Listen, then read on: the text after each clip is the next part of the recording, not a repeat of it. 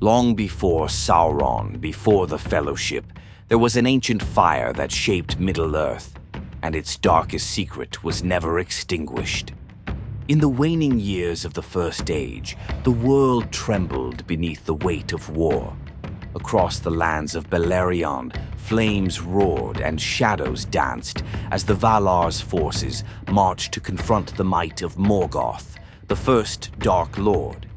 The War of Wrath had begun, and with it came destruction, unlike anything Middle-earth had seen before or since. Armies of elves, men, and the Ainur waged war against the foul creatures of Morgoth, dragons, trolls, orcs, and something far more fearsome, a fire that walked wreathed in shadow and flame, the Balrogs. Among the hosts of Morgoth, the Balrogs were his most terrible creations. Once they had been Maiar spirits, akin to Sauron and the Istari, radiant beings who served the Valar in the time before time. But when Morgoth first rose to power, his malevolence corrupted these spirits, warping them into demons of destruction, their very essence twisted by his dark will. Where once there had been light, now there was only shadow.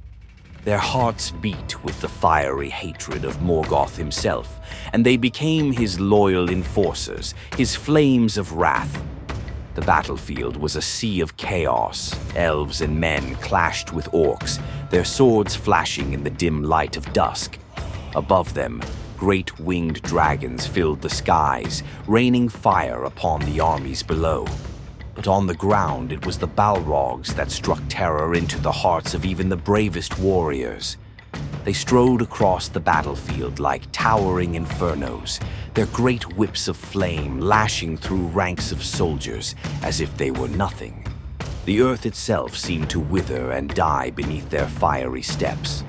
In the center of the chaos, one Balrog stood apart from the rest. Taller, darker, and more menacing, this was Gothmog, Lord of the Balrogs, Morgoth's most feared lieutenant. His whip crackled in the air as he led the charge against the Valar's host, a fiery beacon of destruction. Behind him, the other Balrogs followed, their flames burning so fiercely that the night seemed to melt away in their presence. But as the battle raged on, something shifted. The Valar's forces, led by Ernwe, Herald of Manwë, began to push back. The combined might of the Ainur and the elves, empowered by the Valar's blessing, turned the tide. For the first time in centuries, the Balrogs felt something foreign. Resistance. The elves, wielding weapons forged in the light of Valinor, struck back with a fury that caught even the demons off guard. Gothmog, realizing that defeat was at hand, roared with fury. He ordered the remaining Balrogs to fall back into the depths, away from the light that now threatened to extinguish their flames forever. One by one, the Balrogs retreated into the shadows, their fires dimming as they sought refuge deep beneath the earth. As the Valar's army marched forward, the world above began to heal. Morgoth was captured, bound in unbreakable chains, and cast into the void. His reign of terror had come to an end, and the dark creatures that had once served him were scattered or slain. But not all of them. Deep beneath the mountains of Middle-earth, in caverns so ancient that even the elves had forgotten their existence, a few Balrogs still smoldered, their fires not yet extinguished. Durin's Bane, one of the last of Morgoth's lieutenants, had fled into the blackest depths of Khazad-dûm, waiting, biding its time. And it was not alone. Though many believed that the Balrogs had been destroyed, a darker truth lingered in the forgotten corners of the world. Not all fires die. Some are buried deep, waiting for the right moment to blaze once more. Time passed. Ages came and went. Middle-earth changed, and the great wars of the First Age became distant memories, told only in legend and song. But deep below, in the lightless caverns where the Balrogs had hidden, the darkness stirred. In the depths of one such ancient lair, a faint glow flickered. It was small at first, barely noticeable among the cold stone and silent halls. But as the years wore on, the fire grew, fed by something ancient, something evil. The Balrog's flame, though hidden, had never truly died. It was waiting. Now, with the defeat of Sauron and the fall of the One Ring, a new power stirs in Middle-earth. Whispers travel among the dark places of the world, of ancient fires rekindling, of shadows long forgotten creeping back into the light. A new evil rises, seeking to awaken what has long been dormant, to bring forth the terrible power that once nearly destroyed the world. And in the deepest reaches of the world, in the forgotten lairs of Middle-earth's darkest places, the Balrogs, those ancient flames of destruction, are beginning to awaken once more. The flame that shaped Middle-earth had never truly been extinguished. The shadow had only been sleeping. In the beginning, before the world of Middle-earth took form, the Ainur, holy spirits created by Eru Ilúvatar, existed in the timeless void. These powerful beings, each born from the thoughts of Ilúvatar, were divided into two orders: the greater, called the Valar, and the lesser, known as the Maiar. Both the Valar and Maiar were beings of immense beauty and power, destined to help shape the world to come. Among the Maiar were spirits of light and harmony, each uniquely attuned to the music of creation that had formed the universe. At first, the Maiar lived in service to the Valar, their greater kin, aiding them in the construction of Arda, the world. They walked in the light of the two trees of Valinor, their spirits shining with purity. Some Maiar were aligned with specific Valar, serving loyally and reflecting the virtues of their masters. For example, Olorin, later known as Gandalf, was a Maia of wisdom who served Manwë and Varda, while Curanir, later Saruman, was among the most learned of Aulër's followers. But there were others among the Maiar who were drawn to power, intrigued by the mysteries of creation in ways that strayed from the path of light. Chief among them was Melkor, who would come to be known as Morgoth, the first and greatest of the Valar to rebel against Ilúvatar's design. Morgoth, once a being of majestic splendor, had a heart filled with greed and envy. He desired dominion over all things and sought to twist the creations of others to his own dark purposes. As Morgoth descended into his rebellion, his influence began to spread, and his poisoned will reached even into the ranks of the Maiar. Many of the lesser spirits looked upon Morgoth with awe, for he was once the most powerful of all the Valar. Morgoth's promises were sweet: power, dominion, and the freedom to shape the world as they saw fit, beyond the constraints of the Valar's vision. Slowly, he whispered into their hearts, kindling the flames of ambition, pride, and rebellion. A small but dangerous number of the Maiar, drawn to Morgoth's power, began to serve him in secret. Among them were those who had once walked in beauty, their spirits radiant like the stars of Valinor. But as they turned to Morgoth, they began to change. Morgoth fed them his own corrupting fire, warping their essence. Their forms grew dark and terrible, consumed by the shadow that now cloaked their hearts. The fire within them, once pure and bright, became a flame of destruction, fueled by hatred and malice. These fallen Maiar became the Balrogs, the demons of shadow and flame. No longer beings of light, their once beautiful forms were now twisted into monstrous shapes, wreathed in fire, their faces concealed by the darkness that clung to them. They carried with them great whips of flame and swords that burned with an unholy fire. Where they walked, the earth scorched, and the air itself shimmered with heat and fear. The transformation was complete. The Maiar who had once sung in the choirs of Ilúvatar were now Morgoth's personal soldiers, his enforcers of terror and destruction. The transformation of the Maiar into Balrogs was more than a physical change. It was a spiritual corruption. Morgoth had not merely given them power, He had taken their free will, binding them forever to his service. Their minds, once filled with the beauty of creation, were now consumed by thoughts of fire and domination. The fire that raged within them was not the warm light of life, but the searing, destructive heat of hate. As Morgoth's most feared lieutenants, the Balrogs became extensions of his will, the living embodiment of his desire to dominate and destroy. Each Balrog was a towering inferno, capable of annihilating entire armies with their fiery whips and their immense strength. They were Morgoth's shock troops, unleashed in times of great war to bring devastation to his enemies. In the dark fortresses of Angband and Utumno, the Balrogs waited, ever loyal to Morgoth. They were sent out only in times of great need, for their presence on the battlefield was enough to turn the tide of any conflict. When the elves first awoke in Middle-earth, it was the Balrogs, under Morgoth's command, who first struck terror into their hearts. Many great elven cities fell to the Balrogs' might, and even the Valar hesitated before confronting these fiery demons in open battle. The most infamous of these creatures was Gothmog, the lord of the Balrogs. He was Morgoth's chief servant, and his deeds were legendary in their cruelty. It was Gothmog who led the assault on Gondolin, one of the greatest elven cities, and it was his fiery whip that brought low some of the most noble warriors of that age. But for all their power, the Balrogs were not invincible.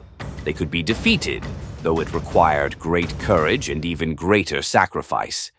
As Morgoth's power began to wane, many of the Balrogs were destroyed or driven into hiding. The War of Wrath, which saw the final defeat of Morgoth at the hands of the Valar, brought about the end of the First Age. But not all the Balrogs were destroyed. Some fled deep into the earth, hiding in forgotten caverns far beneath the mountains of Middle-earth, where they would lie dormant for centuries. One such Balrog would later be known as Durin's Bane, a creature of shadow and flame that slumbered beneath the mines of Moria. Awakened during the dwarves' ill-fated attempts to mine Mithril, Durin's Bane would strike terror once more, killing the dwarven king Durin VI and leading to the abandonment of Khazad-dûm. The seeds of Morgoth's evil were never fully eradicated from Middle-earth. Though Morgoth himself was cast into the void, his lieutenant Sauron, another of the corrupted Maiar, rose to take his place. Unlike the Balrogs, who were creatures of brute strength and destruction, Sauron was a master of deceit and manipulation. Yet, Sauron understood the value of the Balrogs, for they were relics of a power even older than his own. While Sauron did not control the remaining Balrogs, he knew of their existence. He left them undisturbed, biding his time. In his quest for dominion over Middle-earth, Sauron chose subtler methods, rings of power, treachery, and dark sorcery. But the Balrogs remained deep in the forgotten places of the world, waiting for the day when darkness might reign again. In the forgotten corners of Middle-earth, the last of Morgoth's fire still smoldered. The Balrogs, those ancient spirits of flame and shadow, were not gone. They waited, hidden in the deep places, their flames burning with the memory of an age long past, ready to rise again when the world had forgotten their power. The War of Wrath was unlike any conflict Middle-earth had ever seen. It was the final cataclysm of the First Age, a battle that would decide the fate of the world. Morgoth's shadow had darkened the lands for centuries, his iron fist controlling all who dared defy him. But now, after long years of tyranny, the Valar had at last sent their armies to bring an end to his reign. Led by Eönwë, the Herald of Manwë, a coalition of elves, men, and the angelic Maiar marched from Valinor, their hearts filled with hope and vengeance. The skies were blackened by dragons, and the earth trembled as Balrogs, Morgoth's most terrifying lieutenants, led his hordes into battle. This was no ordinary war. It was the ultimate clash between light and darkness, the forces of creation versus the corruption of a twisted will. On the plains of untold, where the earth had been scorched and twisted by Morgoth's dark magic, the final battle was waged. The landscape itself was scarred from centuries of evil, barren and desolate, filled with the remnants of Morgoth's cruelty. This would be the stage for the War of Wrath, where the full might of the Valar met the most fearsome creatures of Morgoth's armies. The Valar's host, led by Ernwe, glittered with the radiance of Valinor, their swords and banners shining with the light of the two trees that had once illuminated the world. But as they advanced, the forces of Morgoth rose to meet them. Balrogs emerged from the dark fortresses of Angband, their flames lighting up the battlefield like torches of doom. Dragons circled overhead, their roars shaking the heavens, and orcs poured from every fissure in the land, ready to die for their dark lord. In the midst of this chaos, the Balrogs stood tall and terrible, wreathed in shadow and flame. Their fiery whips cracked the air with a sound that could freeze the blood of even the bravest warrior. These were the enforcers of Morgoth's will, the harbingers of death and destruction. As they charged forward, they left nothing but scorched earth and the broken bodies of those who dared stand in their way. The Balrogs, now fully revealed in their terrifying glory, fought with unparalleled ferocity. Their flames blazed brighter than ever, fueled by Morgoth's desperation. Their whips of flame lashed across the battlefield, felling warriors in droves. Their massive molten swords cut through ranks of elves and men, leaving trails of fire in their wake. Leading the charge was Gothmog, the lord of the Balrogs. Clad in shadow, his eyes burned with malice as he sought out the greatest warriors among the Valar's host. Gothmog was a creature of pure destruction, feared even among Morgoth's servants. His every step left the ground scorched and smoking, and his whip cracked with such force that the air itself seemed to scream in agony. It was Gothmog who struck down Fëanor during the Dagor Nuin Gileath, and here, in the War of Wrath, his power was even greater. He cut through the Valar's forces like a wildfire, his laughter echoing across the battlefield. But for all his power, the tide of battle began to turn. Ernwe and the Maiar fought with a strength that had not been seen in Middle-earth for centuries, and for the first time the Balrogs met their match. Amid the carnage, the forces of the Valar began to push forward. Great eagles, led by Thorondor, descended from the skies to battle the dragons, while the Valar themselves wielded their divine power to shatter the orc hordes. But it was in the confrontation with the Balrogs that the true battle was fought. The Balrogs, though mighty, were no match for the combined forces of Valinor. One by one they fell. Some were consumed by the flames of their own destruction, while others were struck down by the swords of the elves. Gothmog, the mightiest of them all, met his end at the hands of Icthelion of the Fountain, who sacrificed his life to bring down the Lord of the Balrogs in the Battle of Gondolin. But not all of the Balrogs were destroyed. As the battle raged on, one Balrog, lesser in fame but no less in power, fled the battlefield. This was Durin's Bane, a Balrog who had fought valiantly in the early wars, but now saw the writing on the wall. With the forces of Morgoth crumbling, Durin's Bane retreated into the depths of the world, descending far beneath the misty mountains. There, in the deep places of Khazad-dûm, it would hide, its fire smoldering but not extinguished. Durin's Bane, like its fallen kin, had once been a spirit of light, but now it was a creature of shadow and flame, consumed by hatred and despair. Its retreat into the depths was not an act of cowardice, but of survival. In the blackness of the mines, where no light could reach, Durin's Bane waited. It bided its time, waiting for the moment when it would once again emerge to claim dominion over the living. The dwarves, unaware of the ancient terror beneath their feet, would one day awaken this Balrog and pay the price for it. As the battle drew to a close, the forces of Morgoth were utterly broken. The Valar's armies laid siege to Angband, the dark fortress of Morgoth, and after a long and bloody struggle, they breached its gates. Morgoth, once the mightiest of the Valar, was captured and bound in unbreakable chains. His crown, the symbol of his dark reign, was beaten into a collar to mark his eternal humiliation. The Valar cast Morgoth into the void, where he would remain imprisoned until the end of days. But though Morgoth was defeated, his legacy would linger. The shadow he cast over Middle-earth would not easily fade, and his influence would continue to corrupt the world for ages to come.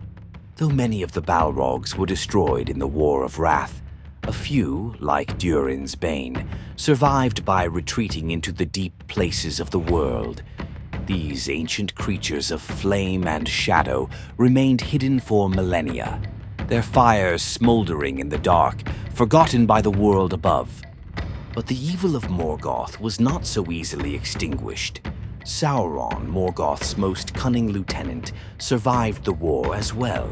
Though he fled and hid in the wilderness, Sauron would one day rise again to claim his master's mantle. He knew of the surviving Balrogs, but left them alone, preferring to build his power through more subtle means.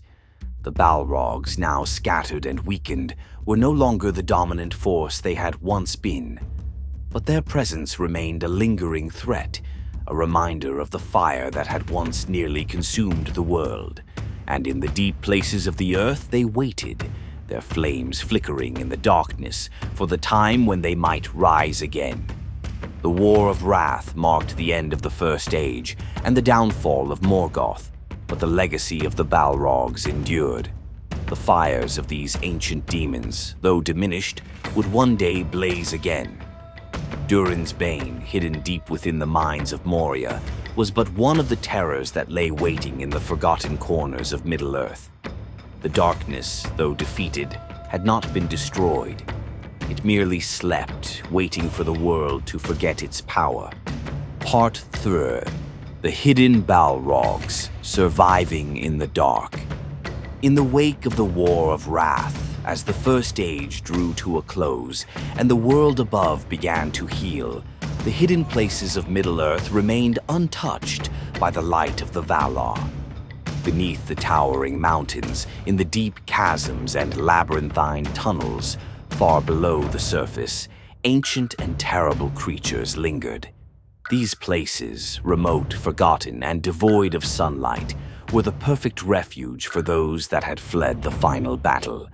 The Balrogs, remnants of Morgoth's fallen army, were among those who survived by retreating into the deepest, most secret places of the world. Scattered across Middle-earth, they found refuge in caverns beneath mountain ranges like the Misty Mountains and Ered Mithrin. Their flames, once blazing with fury, now smoldered in the darkness, concealed by stone and shadow. Yet their fire was never fully extinguished, only hidden, waiting for the time when they might be unleashed again. In the centuries that followed, these dark places became the stuff of legend. Travelers who ventured too deep into the mines or wandered too far into the wildlands spoke of the feeling of being watched, of a heat that came from nowhere, of whispers in the dark that sent shivers down their spine. Though few ever saw a Balrog with their own eyes, the terror of their presence became embedded in the folklore of dwarves, elves, and men. Among the dwarves who delved deepest into the earth, the stories of Balrogs persisted as dark warnings passed from generation to generation. The greatest of these tales was the legend of Durin's Bane, a Balrog that had escaped the War of Wrath and had fled deep into the heart of the Misty Mountains, taking refuge beneath Khazad-dûm, the dwarven kingdom of Moria. The dwarves spoke of it only in hushed tones, a reminder that even the mightiest halls of stone were not safe from the ancient evils lurking below. As the centuries wore on, the memory of the Balrogs began to fade from the collective consciousness of Middle-earth's peoples, especially among men, whose lives were short and whose grasp of history was tenuous. But for those who still remembered the First Age, the Balrogs became part of a darker mythology, a warning that not all of Morgoth's forces had been destroyed. Elven lore masters whispered of the demons of the north, spirits of flame and shadow who had once served Morgoth and who now lay hidden, waiting. Among the High Elves who had lived through the ancient wars, there were still memories of the terror that the Balrogs had brought. These whispers spread like wildfire across Middle-earth, passed on in fragmented tales told around campfires or sung in mournful songs of the First Age. The elves knew, deep in their hearts, that though Morgoth was gone, the shadow he left behind had never truly vanished. Though the world had mostly forgotten them, the Balrogs did not forget the world. Their hatred for the Valar, the elves, and the children of Ilúvatar burned as fiercely as ever, even as they lay dormant beneath the earth. Slowly they gathered strength, drawing on the dark energies left behind by Morgoth's corruption of the world.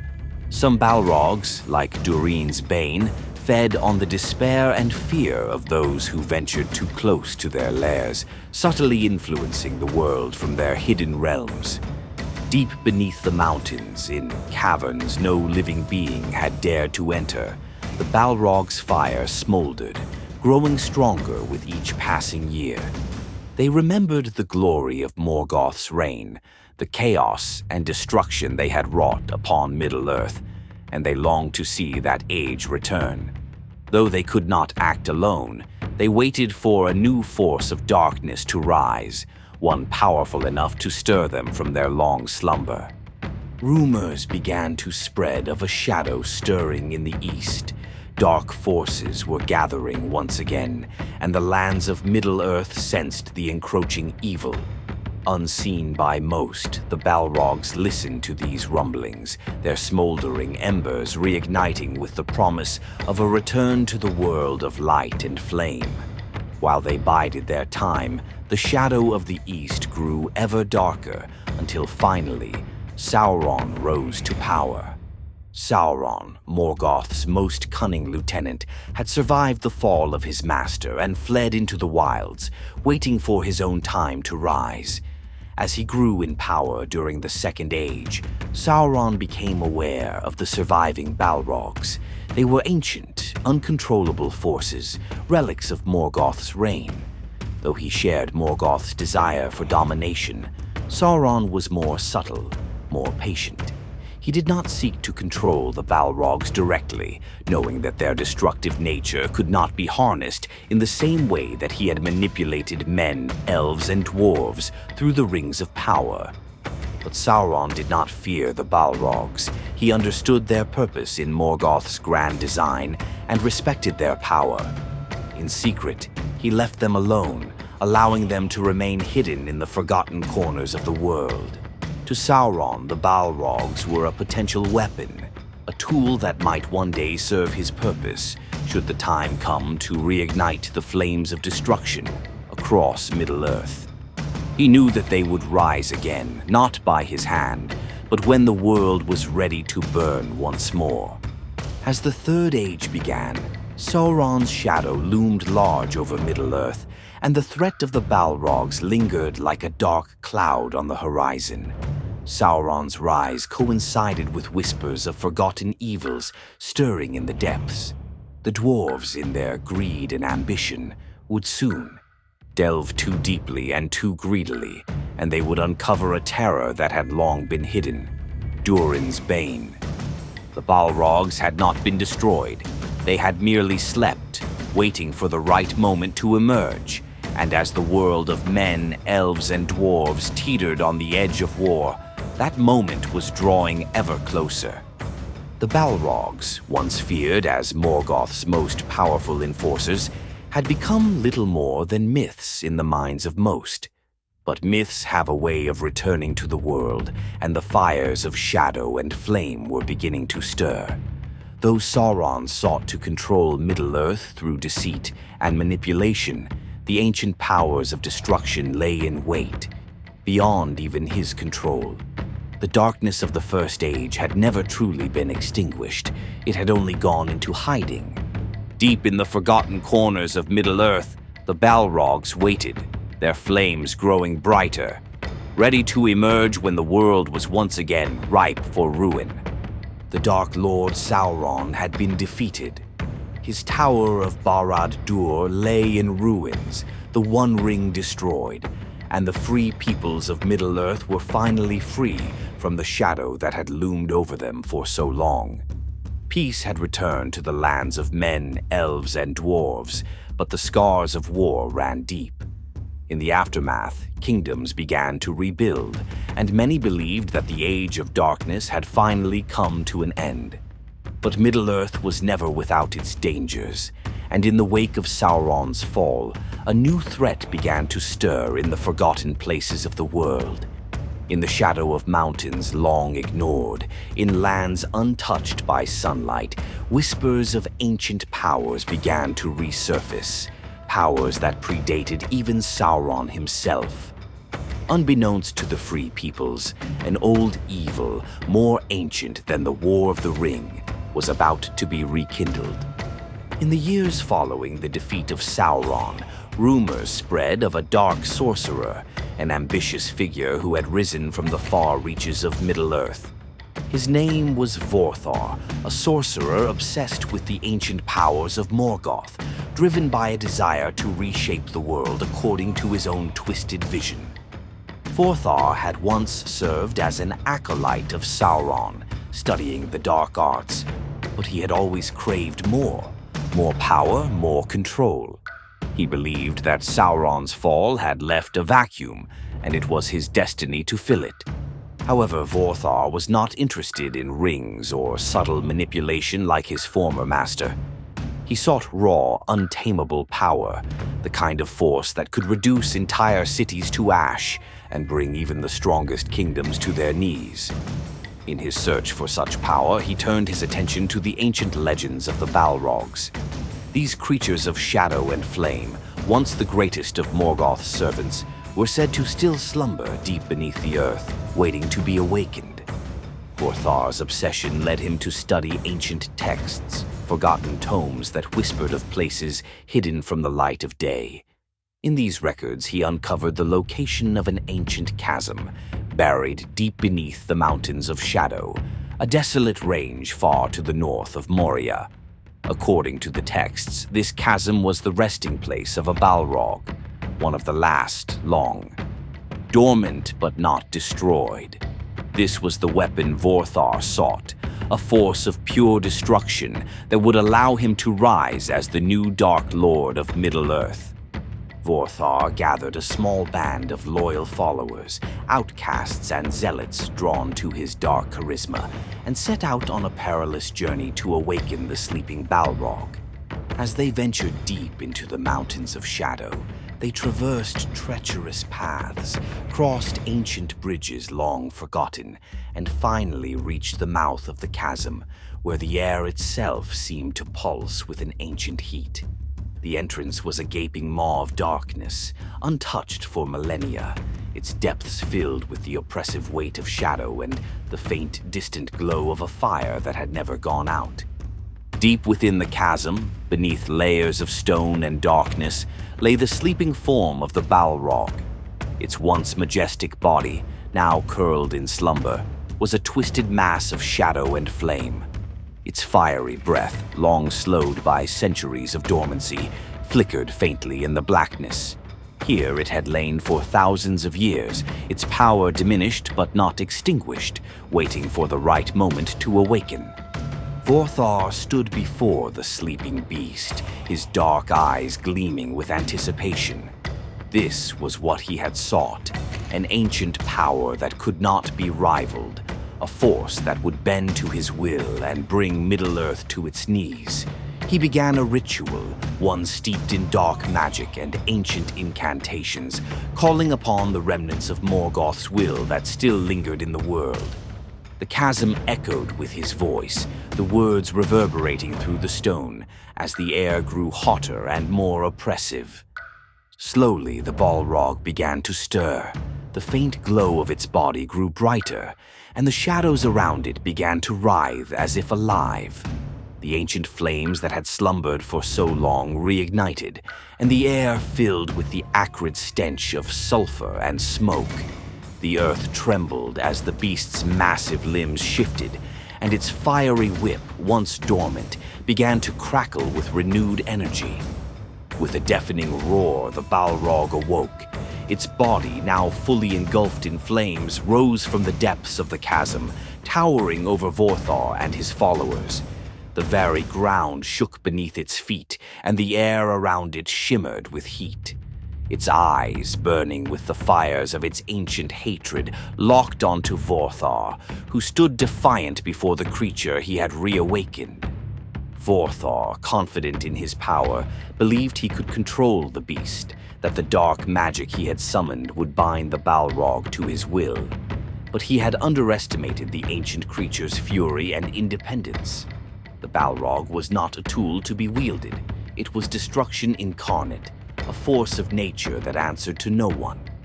As the Balrog rose from the depths, the consequences of Vorthar's ambition became painfully clear.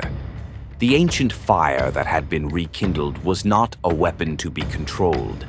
It was a catastrophe waiting to unfold.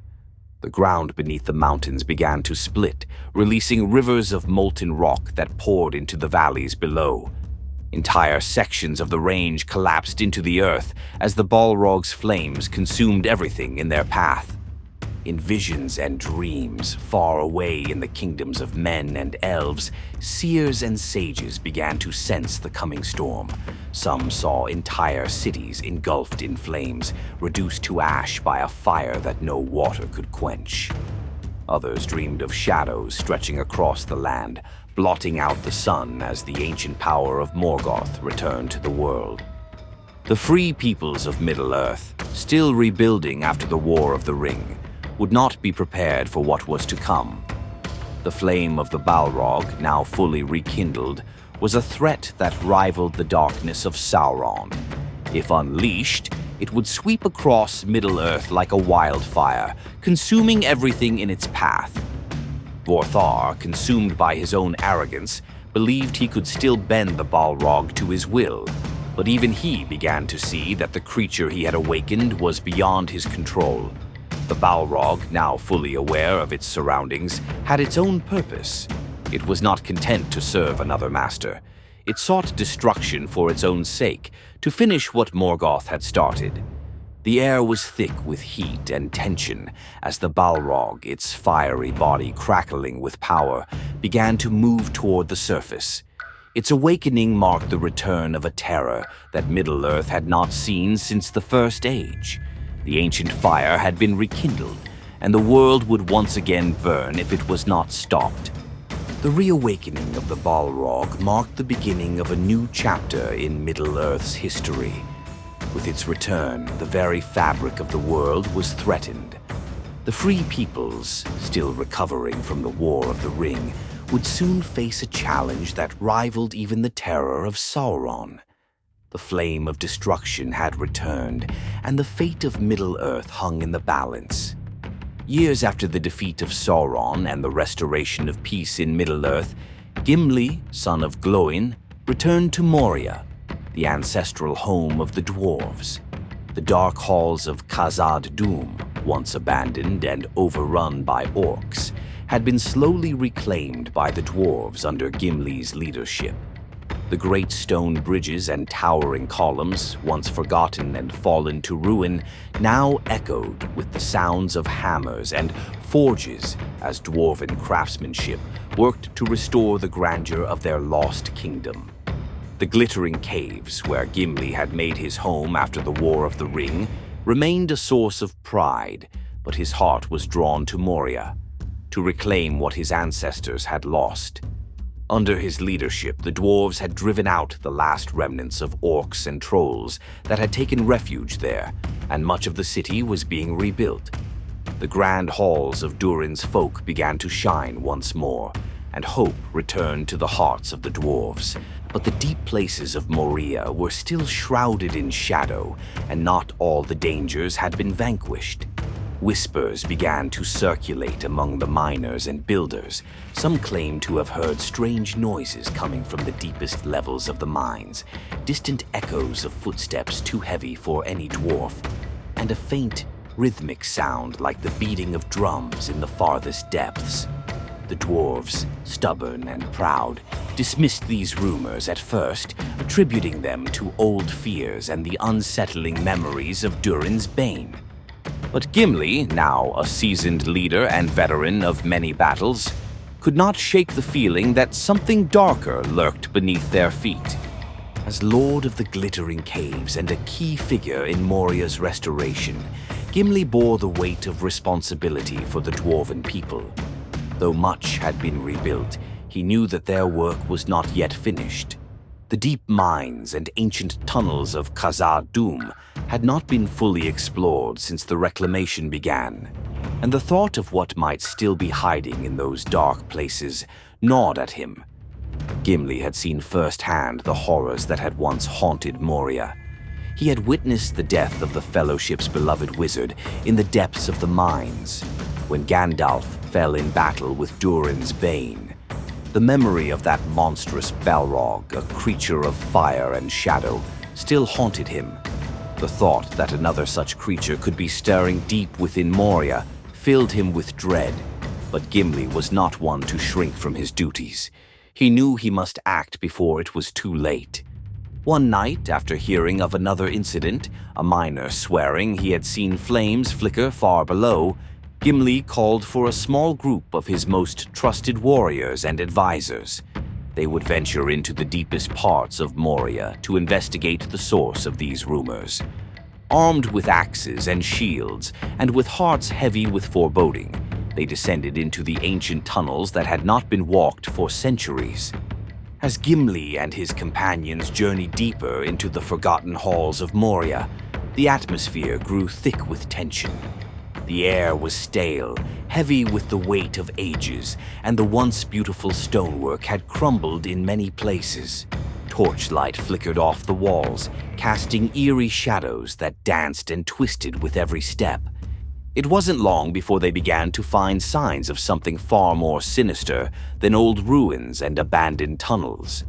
The first was a deep, jagged crack in the floor of one of the lower chambers, still warm to the touch, as if something burning had passed through recently. Gimli knelt beside it, his face grim.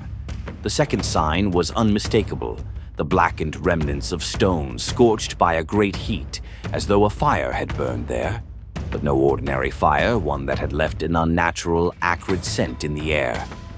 Then they heard it, the faint, echoing sound of a deep, rhythmic thud. Doom, doom, doom. The sound grew louder as they ventured further into the tunnels. It was the unmistakable drumbeat that had echoed through Moria centuries ago when Durin's Bane had awoken. Gimli's heart sank. This was no orc raid or simple accident. Something far more ancient and dangerous was stirring. Finally, as they entered one of the deepest chambers, they saw it, a faint, flickering glow in the distance, too bright to be any torchlight and too sinister to be a mere flame. The heat in the chamber intensified, and the ground beneath their feet trembled. Gimli's suspicions were confirmed. The Balrog that had awakened was not Durin's Bane. It was another one of Morgoth's ancient servants, long slumbering and now reawakened by some dark force. This Balrog was unlike the one Gimli had witnessed before. Its flames burned hotter, its body larger and more imposing. The dwarves knew in that moment that they were not prepared for the battle that was to come. Gimli and his companions retreated from the lower depths, their hearts heavy with the knowledge of what they had found. The ancient evil that had once nearly destroyed Moria had returned, and this time it threatened to consume everything the dwarves had worked so hard to rebuild. Back in the restored halls of Moria, Gimli called a council of his most trusted leaders. They discussed what they had discovered and what must be done. The Balrog was no ordinary foe. Its power was legendary, its flames capable of reducing entire armies to ash. The dwarves knew they faced a creature of legend, one that had brought death and destruction to Moria once before, and they understood the gravity of their situation. Word spread quickly among the dwarves, and though fear gripped many, their resolve was steeled by their pride in their home and their heritage. They had reclaimed Moria from orcs and trolls, and they would not let it fall to shadow and flame again. The forges burned night and day as the dwarves prepared for war. New weapons were forged, and ancient armor was brought out from the deep vaults, relics of a time when dwarves had fought Balrogs in the wars of old. Gimli, standing at the forefront of these preparations, felt the weight of history upon his shoulders. He had seen the fall of Moria before, and he would not allow it to happen again. He personally oversaw the preparations, knowing that this battle would be like none other. The Balrog was not merely a foe to be fought, it was a force of destruction that had nearly wiped out his ancestors. As the day of battle drew near, the dwarves stood ready. Their axes were sharp, their shields strong, but even they knew that they were about to face a creature of myth, an ancient fire that had survived the fall of Morgoth and had slumbered through the ages, only to rise again. The Balrog's awakening was a harbinger of doom, and if they did not stop it, Moria would be consumed in flame once more. The final preparations were made. Gimli stood in the great hall, looking out over his people, his heart heavy with the knowledge of the battle to come. He knew that the fate of Moria, and perhaps Middle-earth itself, hung in the balance. But he was a son of Durin, and he would not go down without a fight. The drums of Moria echoed once more, and the dwarves marched to meet their fate. Gimli and the dwarves of Moria now faced the gravest threat since the days of Durin's Bane. The Balrog had returned, and the fate of the reclaimed kingdom hung in the balance. As the fires of the ancient evil began to stir once more, the dwarves prepared for a battle that would determine whether Moria would stand as a beacon of their strength or fall once more into darkness and flame. The stage was set for a conflict of epic proportions, where the fate of Moria, and perhaps the world, would be decided. The air within the deepest chambers of Moria was thick with heat and smoke. The vast halls, once glorious and resplendent with the craftsmanship of the dwarves, now lay in ruin. Cracked columns, crumbled stairways, and charred remnants of the past. Fire flickered from deep fissures in the stone, casting long, ominous shadows that danced on the walls as if the very halls themselves were alive. It was here, in the bowels of Moria, where the final confrontation would take place. The dwarves had descended into the deepest levels of Khazad-dûm, led by Gimli, determined to face the ancient terror that had awakened.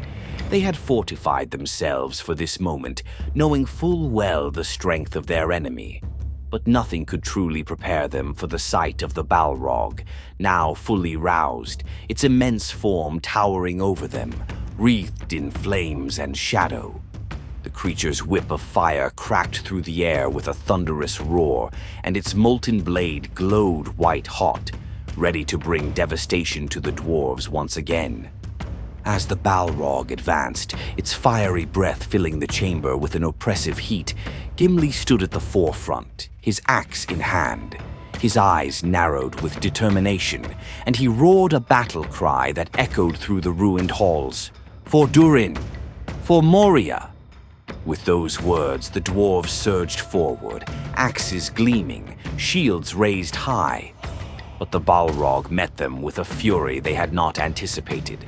Its whip lashed out, striking down several dwarves in a single fiery blow, and its sword cleaved through stone as if it were nothing. The heat from the Balrog's body was so intense that the very air seemed to shimmer, distorting their vision as they fought. Gimli, however, had faced such terrors before. He had seen the might of Durin's Bane. He had fought in the War of the Ring. and he had battled creatures of darkness far beyond the strength of ordinary dwarves. Using his knowledge and experience, he barked orders to his kin, directing them to strike in coordinated patterns, attacking from all sides to confuse and overwhelm the Balrog. Dwarven hammers struck the creature's legs, axes bit into its shadowy form, but it was like fighting a living inferno. For every blow they landed, the Balrog retaliated with crushing force. Yet Gimli did not falter. With each swing of his axe, he sought weak points in the creature's fiery armor, dodging its whip with the agility of a warrior hardened by battle. His leadership rallied the dwarves, giving them the strength to continue fighting despite the overwhelming odds. The Balrog, enraged by the relentless assault, unleashed a torrent of fire from its mouth, engulfing the room in searing heat. Many of the dwarves were forced to retreat momentarily, but Gimli stood firm, his beard singed but his resolve unbroken. He knew that brute strength alone would not defeat this ancient evil. As the battle raged on, it became clear that the dwarves were beginning to tire. Their numbers were dwindling, and the Balrog showed no sign of slowing. It was a force of nature, seemingly unstoppable. For a moment it seemed that all hope was lost, that Moria would once again fall into darkness and flame. But then, as the dwarves began to falter, a thought struck Gimli. A memory of his ancestors, of Durin the Deathless, who had once founded Moria and whose legacy had been carried down through the ages. In this darkest moment, Gimli remembered the ancient flame of Durin, a power that had once burned within the heart of Khazad-dûm, the lifeblood of the dwarves' strength. Gathering his remaining warriors, Gimli led them to an ancient relic that had been rediscovered during the reclamation of Moria. Durin's Stone, a monument to their first king, which legend said held the last remnants of Durin's flame. Kneeling before the stone, Gimli spoke an ancient prayer, calling upon the spirit of Durin, asking for the strength of his ancestors in this time of greatest need. For a moment, nothing happened. But then, as if answering Gimli's plea, a faint glow began to emanate from the stone. The fire of Durin, long thought lost, flickered back to life, casting a warm, golden light across the hall. The dwarves, hearts lifted by this ancient power, rallied once more. The flame of their ancestors surged through them, reigniting their strength and courage. Empowered by this renewed vigor, Gimli led the charge once more, his axe glowing with the light of Durin's flame. The dwarves fought with newfound strength, striking the Balrog with blows that now carried the weight of their heritage. It was as if the very spirit of Durin himself had come to aid them in this final battle. The Balrog, sensing the shift in the battle, roared in fury, its flames burning brighter than ever. It unleashed a final, desperate assault, striking down more of Gimli's warriors. But this time, Gimli was ready. With Durin's flame burning within him, he charged at the Balrog, his reforged weapon, a great axe forged from the very mithril of Moria itself, gleaming with power. The two forces collided in a climactic clash. The Balrog's fiery whip lashed out at Gimli, but he dodged, using his knowledge of the creature's attacks to outmaneuver it. With a mighty roar, Gimli raised his axe and brought it crashing down onto the Balrog's molten blade, shattering it into fiery shards. The Balrog, now disarmed, reared back in rage, but Gimli did not hesitate.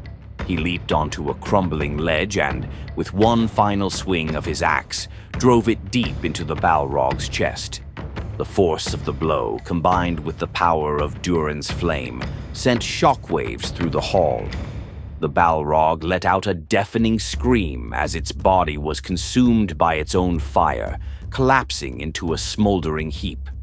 The flames flickered and died, and for a moment, there was only silence.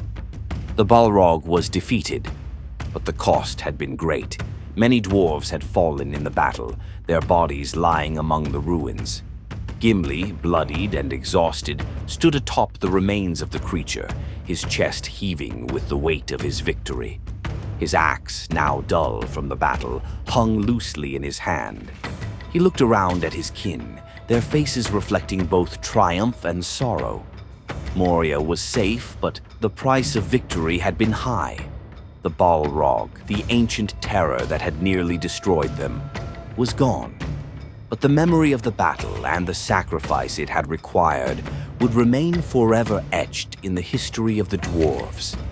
As the fires of the battle dimmed and the surviving dwarves gathered their dead, Gimli stood before Durin's stone once more, offering a silent prayer of thanks to his ancestors.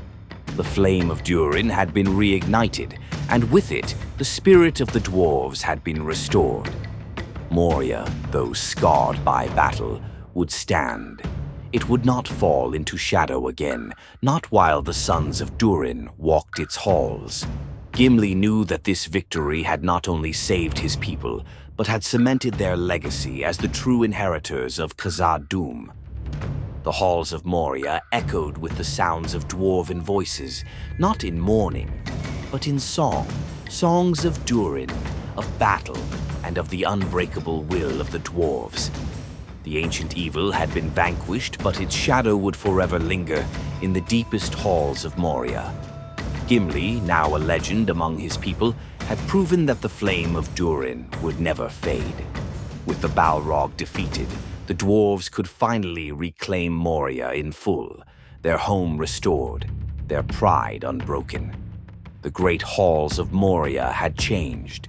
Where once there had been only ruin and shadow, the light of dwarven forges now shone brightly, casting a warm glow across the towering pillars and intricately carved stone. The echoing sound of hammer on anvil filled the air once again, and the dwarves walked proudly through the vast chambers of Khazad-dûm, their heads held high. The city had been restored to its former glory. The fallen stone had been rebuilt, the ancient roads cleared, and the mighty gates of Moria once more stood as a symbol of dwarven strength. The Balrog's reign of terror was over, and the fires of the great beast had been replaced by the fires of creation, dwarven forges, burning with the promise of a new beginning. In the central chamber of Durin's hall, Durin's stone stood as a monument not only to the past, but to the future, its faint inner flame still glowing as a reminder of the power and resilience of Durin's line. This was no longer a place of fear, nor a city haunted by its tragic history. Moria, once lost to shadow, had been reclaimed in full, and it now shone as a beacon of hope for all dwarven kind. Gimli stood at the entrance of the great hall, looking out over the bustling activity of his people. The years of hard work had finally come to fruition, and Moria was no longer the dark, abandoned ruin it had once been. It was alive with the sound of industry, with the laughter and strength of the dwarves who had returned to their ancestral home after so long. As he gazed upon the city, Gimli's thoughts drifted back to the past, to the days of the Fellowship when he had first walked these halls with his companions. Back then, Moria had been a place of death and despair, where they had lost Gandalf to Durin's bane, and the shadows of Morgoth still lingered. But those days were gone. The Balrog had been defeated, the darkness driven out, and the free peoples had prevailed against the shadow of Sauron. The world has changed, Gimli thought, his heart heavy with the weight of both memory and hope. The scars of the past were deep, but they had been overcome. Moria, once a symbol of loss and ruin, was now a place of strength and renewal. The old world of darkness, the world of Morgoth and his minions, had been pushed back, banished to the forgotten corners of history. Gimli smiled to himself, feeling the pride of his ancestors swelling within him. The dwarves had endured. They had reclaimed their legacy, and Moria would no longer be a place of shadow and fear. The defeat of the last Balrog was more than just a victory for the dwarves. It marked the true end of Morgoth's shadow in Middle-earth. The Balrog had been one of the last remnants of the ancient darkness that had once threatened to engulf the world, and with its destruction, the final link to Morgoth's reign of terror had been severed. The free peoples of Middle-earth, though scattered and diverse, could now look to the future with a sense of peace. The great evils of the past had been vanquished. Sauron was gone, the One Ring destroyed, and now the ancient servants of Morgoth had finally been laid to rest. Moria's restoration stood as a symbol of this new era, a testament to the enduring spirit of those who fought for the light, even in the darkest of times. But as the light of the forges flickered against the stone, Gimli's thoughts drifted to the unknown. While Moria was now secure and the last Balrog defeated, Middle-earth was a vast place, filled with lands unexplored and shadows that even the free peoples had never truly understood. Though the shadow of Morgoth had been driven from Moria, Gimli knew that the world was never without its dangers. The ancient evils of Middle-earth were not easily extinguished, and for every victory won, there were always new threats waiting to rise. As the dwarves continued to rebuild, rumors from distant lands began to reach their ears, whispers of dark forces stirring in the far north, of forgotten places where the light of the Valar had never touched. The defeat of the Balrog had been a great victory, but Gimli felt the weight of uncertainty pressing against the back of his mind. Somewhere, in the far reaches of the world, old powers might still slumber, waiting for the right moment to rise again. And while Moria stood strong for now, there would always be new challenges ahead. As Gimli turned to leave the hall, a subtle thought lingered in his mind. Though Morgoth's shadow had faded, Middle-earth's story was far from over. New adventures, new threats, and new heroes would rise in time. And perhaps, when the need arose, the sons of Durin would once again be called upon to defend the world they had helped save. With that thought, Gimli strode forward, leaving the past behind him and stepping into the bright future of Moria. The dwarves had returned, and they were here to stay. Moria had been fully restored, and the final remnant of Morgoth's shadow had been vanquished. Gimli, reflecting on the triumphs and trials of the past, found hope in the new era that had dawned. Yet, as the fires of the forges burned bright, there was a subtle reminder that the world of Middle-earth was vast, and in its darkest corners new threats might still linger. The future was uncertain, but for now Moria stood as a symbol of strength and resilience, ready to face whatever challenges lay ahead.